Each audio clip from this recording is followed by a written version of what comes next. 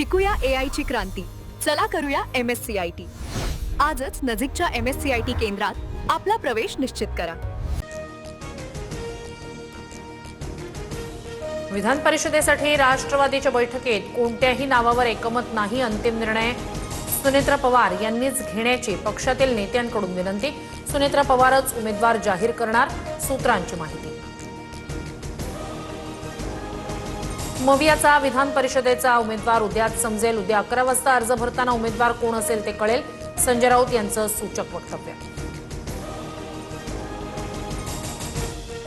मवियाचे उमेदवार 99% उद्धव ठाकरेच असतील. मवियाच्या परिषदेच्या उमेदवारावरून मिलिंद नार्वेकर यांचं वक्तव्य.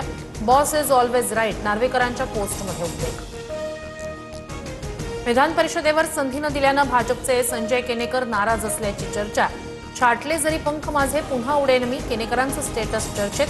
केनेकरांना परिषदेवर भाजपकडून केवळ 13 महिन्यांसाठी संधी. शिवसेनेकडून नीलम गोऱ्हे यांना विधान परिषदेवर पुन्हा संधी मिळणार, सूत्रांची माहिती. पक्षातच त्यांच्या नावाला विरोध करणारा एक वर्ग सक्रिय, मात्र वरिष्ठ नेतृत्वाकडून गोऱ्हेंच्या नावावर सकारात्मक विचार.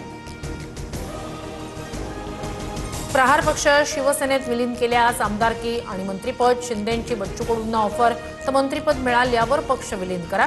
प्रहारच्या पदाधिकाऱ्यांची भूमिका. आज पत्रकार परिषदेआधी कडू पदाधिकाऱ्यांची बैठक घेणार.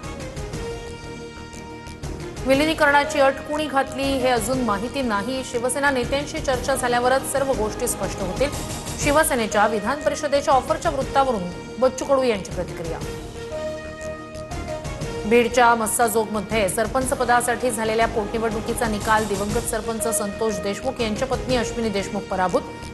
स्वरूपानंद देशमुख नवे सरपंच.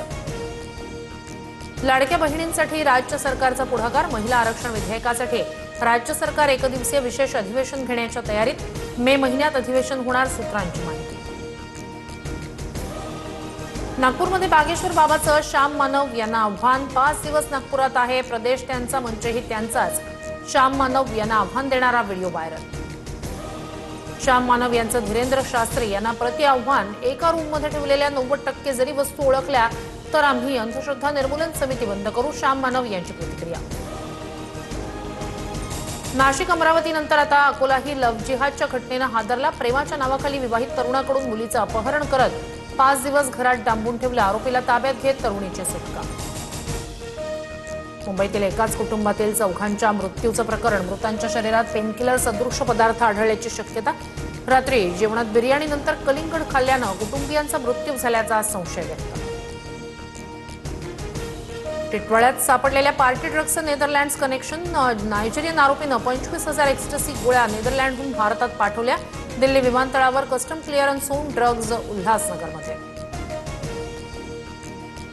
पुण्याच्या देहू रोड परिसरातील गोळीबारात एकाचा मृत्यू. जवाहरलाल नेहरू मंगल कार्यालयाजवळ भाजप कार्यकर्ते रमेश रेड्डी यांच्यावर अज्ञातांनी गोळी झाडली. 2 संशयित.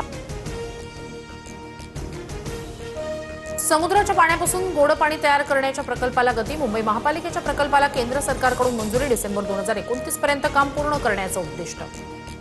मुंबई पुणे मिसिंग लिंक प्रकल्प 1 मे रोजी महाराष्ट्राच्या सेवेत. मुख्यमंत्री देवेंद्र फडणवीस यांच्याकडून व्हिडिओ ट्विट करत माहिती. मुंबई पुण्याच्या प्रवासाचा वेळ 25 ते 30 मिनिटांनी वाचणार. कोल्हापुरातील गोकुळ दूध संघावर प्रशासक येणार. मुख्यमंत्री देवेंद्र फडणवीस यांचे स्पष्ट संकेत. तर अशासकीय मंडळ नेमून अध्यक्षपद खासदार धनंजय महाडिक यांच्याकडे द्या, भाजप नेत्यांची मागणी. नाशिकमधील वृक्षतोडीवर हरित लवादाकडून 19 जूनपर्यंत स्थगिती कायम. स्थगिती उठवण्याची मनपाची मागणी फेटाळली. आपत्कालीन परिस्थितीतही झाडं तोडण्यासाठी लवादाची पूर्व परवानगी बंधनकारक. पश्चिम बंगालमध्ये विधानसभा निवडणुकीच्या 2ऱ्या टप्प्यासाठी आज मतदान. भवानीपूरमध्ये ममता बॅनर्जी विरुद्ध भाजपचे सुवेंदू अधिकारी यांच्यात प्रमुख लढत. 4 तारखेला मतमोजणी. शिकूया AI ची क्रांती. चला करूया MSCIT. आजच नजीकच्या MSCIT केंद्रात आपला प्रवेश निश्चित करा.